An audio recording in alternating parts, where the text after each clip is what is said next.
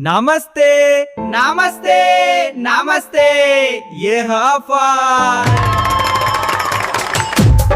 नमस्ते। चलिए आज एक ऐसी मजेदार कहानी में गोता लगाते हैं जहां स्कूल की सबसे आम सजा पता है क्या बन जाती है? एक जबरदस्त प्रैंक का हथियार। सोचिए जरा, क्या हो अगर रोज मिलने वाली कोई सजा असल में एक छिपी हुई सुपर पावर निकल आए और वही सजा अचानक किसी को स्कूल का हीरो बना दे। बस यही तो है इस कहानी का सबसे मजेदार मोड़। तो चलिए कहानी में थोड़ा और अंदर चलते हैं और मिलते हैं हमारी दो हीरोज से, बुद्धिब और बद्री, जिनकी स्कूल लाइफ मतलब कुछ भी हो सकती है पर आम तो बिल्कुल नहीं है। तो ये है हमारे बुद्धिब और बद्री, स्कूल के दो सबसे बड़े शैतान। अब इनके लिए ना क्लास में बैठना बोरिंग है, उससे कहीं ज्यादा मजा तो इन्हें टीचर्स को परेशान करने में आता है। और इनकी हर शरारत का अंजाम बस एक ही सजा है, मुर्गा बनना। आप जानते ही होंगे ये साउथ एशिया के स्कूलों में एक बहुत ही कॉमन पनिशमेंट है, जिसमें पैरों के बीच से हाथ निकालकर कान पकड़ने होते हैं। हाँ, तो इस पोज को जरा ध्यान में रखिएगा, ये आगे बहुत काम आने वाला है। हम हैं किंग, नो हम हैं किंग, हम हैं किंग। अब इससे आप इनका एटीट्यूड समझ सकते हैं। देखिए, जहाँ दूसरे बच्चे सजा से डरते हैं ना, वहीं ये दोनों अरे ये तो उसमें भी मजाक ढूंढ लेते हैं। कहते हैं घर में मुर्गा खाने को मिले और स्कूल में बनने को, लाइफ हो तो ऐसी। लेकिन इनकी ये जो रोज की सजा वाला रूटीन था ना, वो एक दिन पूरी तरह से बदल जाता है। और बदलता कब है? जब स्कूल में एंट्री होती है एक स्पेशल गेस्ट की, एक योग गुरु की। अब यहाँ देखिए नजरों का कमाल। एक तरफ प्रिंसिपल साहब हैं जो चिल्ला रहे हैं, अरे तुम दोनों बेवकूफ, क्लास में कम और बाहर ज्यादा रहते हो। और दूसरी ही तरफ हैं योग गुरु योगी राज, जो उन्हें देखकर हैरान है।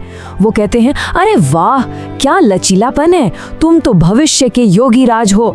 मतलब गुरुजी ने इनकी पनिशमेंट से मिली फ्लेक्सिबिलिटी को असली योग टैलेंट समझ लिया।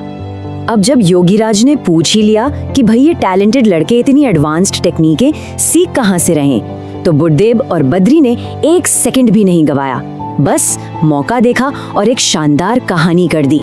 और यहीं से जन्म होता है एक महान और पूरी तरह से काल्पनिक गुरु का। कौन? बाबा मुर्गानाथ। उन्होंने फौरन जवाब दिया, जी हम तो अपने गुरु बाबा मुर्गानाथ से सीखते हैं, हम उनके दो खास चेले हैं। देखा अपने दिमाग, मुर्गा पनिशमेंट से ही अपने गुरु का नाम मुर्गानाथ रख दिया। क्या बात है। और जब किसी ने पूछा कि भाई ये गुरु है कौन, हमने तो नाम ही नहीं सुना, तो जवाब सुनिए, अरे वो कोई बहुत खास गुरु हैं, वो अगर आपको सिखाएंगे नहीं तो उनका नाम भी सुनने को नहीं मिलेगा। वाह क्या लाइन है। इस एक जवाब से उन्होंने अपने नकली गुरु को और भी मिस्टीरियस बना दिया। और सबसे मजेदार बात तो ये है कि स्कूल के अधिकारी कितनी आसानी से उनकी बातों में आ गए। प्रिंसिपल साहब जो थोड़ी देर पहले दल बदलू की तरह उन्हें डांट रहे थे, अब उनके टैलेंट की तारीफों के पुल बांध रहे हैं। और बस यहीं से इन दोनों को मिल जाती है एक अनएक्सपेक्टेड पावर। तो अब जब सारे बड़े लोग इनके जाल में फंस चुके थे, अब स्टेज पूरी तरह से तैयार था इन प्रैंकस्टर्स के मास्टर प्लान के लिए। जरा ये नंबर देखिए, 242। जानते हैं ये क्या है? इतनी बार इन दोनों को सिर्फ 211 स्कूल दिनों में मुर्गा बनाया गया था। यही था इनके तथाकथित योग स्किल्स का असली राज। और फिर क्या था, प्रिंसिपल और योगीराज ने इन दोनों को ही पूरी क्लास का योग सेशन लीड करने की जिम्मेदारी सौंप दी। अब आप खुद सोचिए, जब दो शैतानों के हाथ में पूरी क्लास की कमान आ जाए तो क्या होगा। और बस अब वो पल आ ही गया था जिसका इन्हें बेसब्री से इंतजार था, अपनी इस नई पावर का इस्तेमाल करके सबसे बदला लेने का, मुर्गों का बदला। और उन्होंने शुरू किया अपना असली योग। पहला स्टेप छिपकली आसन, फिर मंकी आसन, चूहा आसन, और हद तो तब हो गई जब बाथरूम आसन और खुजली आसन भी आ गए। आप सोच सकते हैं क्लास में कैसा मजेदार केओस मचा होगा। और अपने ग्रैंड फिनाले के लिए उन्होंने कहानी को वापस वहीं ला खड़ा किया जहां से सब शुरू हुआ था। जी हाँ, द ग्रैंड फिनाले मुर्गा आसन। पूरी क्लास को वही पोज करने पर मजबूर कर दिया जो सजा ये दोनों रोज झेलते थे। मकसद एकदम साफ था, जिसने लिया हम दोनों से पंगा उसको बना देंगे हम मुर्गा। तो ये सिर्फ एक प्रैंक नहीं था, ये था एक मीठा, बहुत ही मीठा बदला।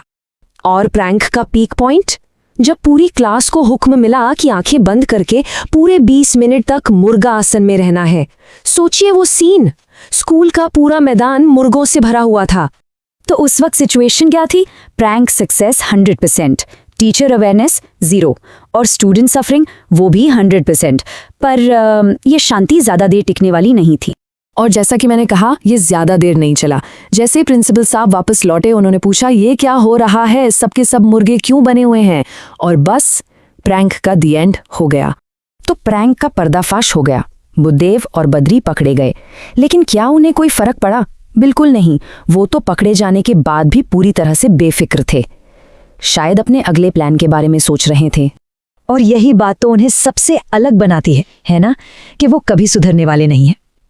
कहानी यहाँ खत्म नहीं होती, बल्कि एक नए सवाल के साथ हमें छोड़ जाती है कि क्या एक मेगा रोबोट योग कर सकता है?